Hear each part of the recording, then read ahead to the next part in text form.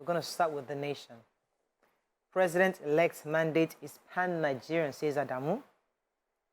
Obi can't be president, says Atiku. Ohaneze PFM backs Sanwo-Olu. Power supply, NNPCL ministry to collaborate. Police sergeant kills mistress, self-inquirer. Non-indigents for Abiodun. Supreme Court's judgment today in Naira redesign suits. Okay, which story are we starting with? I have the major headline. Right. So the national chairman of All Progressives Congress, APC, yesterday described the outcome of the last Saturday's presidential election as a triumph of democracy.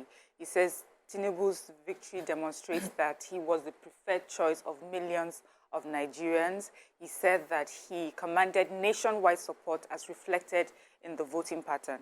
He said Jagaban is the informed choice of the electorate. He won fair and square, and he offers his hearty congratulations to him. And then he further describes the pattern of voting. He says Tinubu came first in the northwest, north central, and southwest, which is his base. He came second in northeast, southeast, and south-south. His opponent, Atiku Abubakar of PDP, came first only in one zone, northeast, which is his base, and second in the northwest and southwest. And Labour Party Peter Obi came first in two zones, southeast his base, south-south, and then second in north-central. And of course, Kwankwaso came third in the northwest. So he just says that for him, he sees that this is someone that has a wide reach across Nigeria. And then we also have the United States and the United Kingdom congratulated the president-elect on his victory and also called for a peaceful resolution of post-election issues and also urges parties to refrain from violence and seek legal redress if dissatisfied. Okay, so I wanted to take the president inaugurating the Maiduguri emergency power project, and this power gas plant that was built by the NNPC and is supposed to supply 50 megawatts of power or electricity to Maiduguri and environment cities around Maiduguri. At that launch, or what will I say, opening or cutting of the ribbon or whatever happened there yesterday, the President asked that the Nigerian Bulk Electricity Trading PLC, the Transmission Company of Nigeria, the Nigerian Electricity Regulatory Commission, and other power and discos and other power generation companies collaborate with the NNPC going forward. That what the NNPC was able to achieve is phenomenal, and that they can also continue this kind of collaboration where power generation plants are built using funds provided by NNPC across the country. He also counted this as part of the success of his administration while in office and encouraged that this is done. I commend them, and I also hope that the discourse will be looking into how to raise funds to reinvest in infrastructure for their distribution. So the PDP candidate Atiku Abubakar yesterday was saying that he was going to also contest the results of the elections in court. He was also saying that Peter Obi could never be president because he did not have enough votes to have the reach to become president. According to him, Peter Obi got 6.1 million votes, 1.9 of which came from the southeast, and he didn't have enough national spread to have the results that if he were just patient enough not to leave PDP, maybe perhaps it could have been his running mate, and then that actually Peter Obi took most of his votes across the southeast and south side areas, that said the elections are therefore flawed because of the irregularities, and has going to take the case to court, and they're hoping to get justice in courts. Okay, so a teenager, Emmanuel David, was on Tuesday night killed after fire broke out in one of the apartments inside the police barracks at Falomo, Ikoyi. They said the deceased is the son of the Assistant Superintendent of Police, God's Power David, attached to the Bar Beach Division of the Lagos Police Command, and was discovered by rescuers at their room 24, Block 1 residence. At the time of this report, they said the cause of the fire outbreak was yet to be ascertained. And according to the story, they said he was asleep when this fire broke out. So they said the fire broke out about 9 p.m. and then they rushed to call firefighters. And by the time they got there, while they were evacuating people, they just found that the boy had already been burnt and is dead. So he's been taken to the morgue for an autopsy to ascertain what exactly happened. Okay, moving on to the Punch. Atiku Obi refused to concede defeat, begin legal battle. Autopsy confirms Chrisland people electrocuted, says Lagos mother. Fayose dumps PDP, says, are you misleading Atiku? Yakasai differs as Ezefe falls Tinubu's emergence, and bank customers borrow 947 billion naira amid cash crunch. Okay, which story are we starting with? So the deposit money banks, which is our regular banks, said they offered 130,854 new credits valued at 947.46 billion to their customers in December 2022, according to a document by the Monetary Policy Committee of the Central Bank of Nigeria. They said that the industry asset rose by 14.36 trillion, while industry credit rose by 5.14 trillion in 2022. And there's a lot of data here on how it's been rising gradually. They said there was an increase in the maximum lending rate from 28.14% to 29.13%, that even in the midst of this cash crunch and the CBN's new policy for Naira redesign, the money banks were still, giving credit loans to a lot of customers. Okay. I wanted to quickly take the Whitney's story. So the Chrisland people that, was reported to have died at an inter-hospital, the autopsy has come out. According to the parents in this Punch report, they were told by the Deputy Commissioner of Police in Kwanti that she died by being hit with 600 volts of electricity. And that, that led to her death. But the police public relations officer, Benjamin, they denied. He said that they have not authenticated that report yet, because the report for the autopsy had not come out. And then again, the spokesperson for the Director of Public Affairs, Ministry of Justice in Lagos, Alo Grace, says that the postmortem report is correct and that she died of asphyxia and electrocution. So it's possible that at the time where Odenyi got the message, he hadn't gotten the official report. But now it's confirmed that that is the He should have said, result. I don't have it yet. Not that it's not out yet. And it was reported as he said it. It's not outside the same thing. I don't have it. They're being careful. They don't want to say something If you have not checked, you don't have it. But if you have checked and it's not out, you can say it's not out yet. You are saying it for a fact because you're sure. Okay. All right. Either way, it can be interpreted anyway. But let me take this major headline.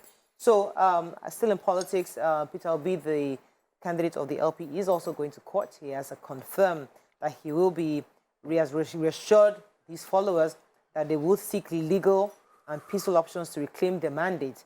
However, the PCC Campaign Council, Bayo Noduga, was saying yesterday that they are happy that going to court is part of the electoral process. They said that is the decent and statesmanlike and civilized course of action to take. We salute his decision. It is definitely better than calling supporters to the streets and instigate social unrest. So we're happy that on both sides, that everybody has accepted that it's okay to go to court, and that's where they're heading. Okay, I have Fayose dumps PDP. So former Ekiti State Governor Ayodele Fayose announced his resignation from PDP on Wednesday, and he announced it while appearing on a TV program. He rejected the proposition. He said that one of the reasons that they failed at the polls is that the presidential candidate Abubakar rejected proposition by the G5 governors that he should only serve one term in office, and that he felt that also the AU had not helped in, caused them losing the election. He said, he used some words here. He said he believes that AU led Atiku to the gutters. They took him to the gutters. You see a man cannot come out at 80, what does he want to do after that? And he also reacted to a video that showed some CSOs who protested against the outcome of the election in Abuja, and he claims, and that's Fayose claims, that some of these people that are calling themselves civil society are actually members of the PDP. He even pointed out to some of them, called their names, and said one has run for office under the PDP before. One is a relative to a PDP member. So they're just making it look like it's a protest, but it's not. It's actually a party. We're still moving on with the paper review. Daily Sun. President election, I won. We'll prove it in court, says Obi. I won presidential elections. Prove it in court, says Atiku. PDP LP want to turn our victory to ashes in mouth of Nigerians, says Adamu, APC chairman. Police officer shoots mistress dead in Ilorin and kills himself. PFM backs Sanwo-Olu for second term. Wike instrumental to Tinubu's victory in Rivers, says APC. Okay, which story are we starting with? I have the human interest story. Please. So, police officer identified as Sergeant Olalere Michael, attached to the 15 PMF Ilorin, yesterday, March 2nd, has reportedly shot and killed a yet-to-be-identified lady at the Chapel of Redemption Akbar Dam housing estate in Ilorin. The police has confirmed that this incident happened and that the bodies have been recovered. So after he shoots her, he puts the gun to his head and he shot himself and died. The bodies have been recovered by the police, and they said that, first of all, they want people to know that it has nothing to do with police brutality, that is a case of love gone sour, and that they are investigating what led up to it. But the investigation has started immediately. So the leaders of the Pentecostal Fellowship of Nigeria, PFN, Lagos State Chapter, had a meeting, press briefing yesterday, and said that they are in support in total for the governor of Lagos State, Sanwo-Olu. They say Christians are supporting him for the March 11th elections. The Apostle Enyinaya Okonu, that's the chairman, and the Pastor Mahmood Akindejoye, secretary, Bishop Dr. Theophilus Ajose, and others at the PFN were saying yesterday that they need to present a common front towards the March 11th elections, saying that the church in Lagos State asked for Christians across the state to vote in Governor Sanwo-Olu, and because he has done well in the last 4 years and he deserves another 4 years. Okay, so a presidential campaign committee, council of the APC in Rivers State yesterday said that Governor Nyesom Wike was very, very instrumental to the victory of Bola Tinubu in the state. And the chairman of the local organizing committee and independent campaign council of the APC in Rivers State, Tony Okocha, said, without the governor's effort, they couldn't have gotten 25% votes to gain the constitutional requirements that was required, and that because of what Governor Wike had done, he took us down history lane to 2015-2019 elections and how APC fed in Rivers State, and said it was only possible to have gotten it different this time because of the governor's standing with them. And he said that because of that, they would support his gubernatorial candidate in the coming gubernatorial elections in Rivers State. So the APC, according to Tony Okocha, will be working with Governor Wike, with the PDP. Okay. It's time to present the governor. Okay, so some financial analysts are urging the federal government to totally deregulate the petroleum industry and reinvest its subsidy payments to more productive sectors in the economy. Dr. Austin Nweze, a former lecturer of economics at Pan Atlantic University, said that the fund allocated for petroleum subsidy payments could be earmarked for productive sectors that will further support the development of the people. He says so far the money that they have been using for the subsidy has not benefited any Nigerian at all, and so they need to reinvest this money. And he mentioned different industries that this money can help to affect the masses in total. He said agriculture and healthcare sectors, and this money must be earmarked for those two, particularly those two sectors, so that it touches everybody at the end of the day. It's no longer sustainable for Nigeria to keep paying subsidy, and everybody must support the federal government to make this move. Vanguard, Atiku Obi vow to challenge polls outcome in court. March 11 elections adhere to Constitution Electoral Act. Senate tells INEC. Buhari apologizes over Naira redesign policy. We are not at war with Yoruba, says Lagos Ohanes Ndigbo. PFM backs Sanwo-Olu for second term. United States congratulates Tinubu, calls for calm.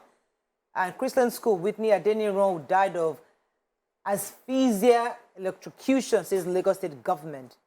Presidential polls seek legal redress, UN tells LP and PDPA. Okay, which story are we starting with? I have a human interest story there quickly. So an Akwa Ibom State High Court in Uyo has sentenced a 45-year-old civil servant, Uduak Edet, to 14 years in prison for the rape of his daughter, his 14-year-old daughter.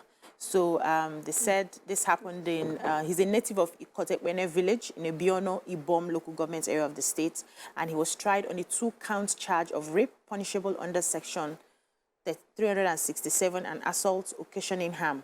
and all those details. So it said this happened July 2018 and October 2019, and he repeatedly raped his daughter, I think about 5 times on different occasions.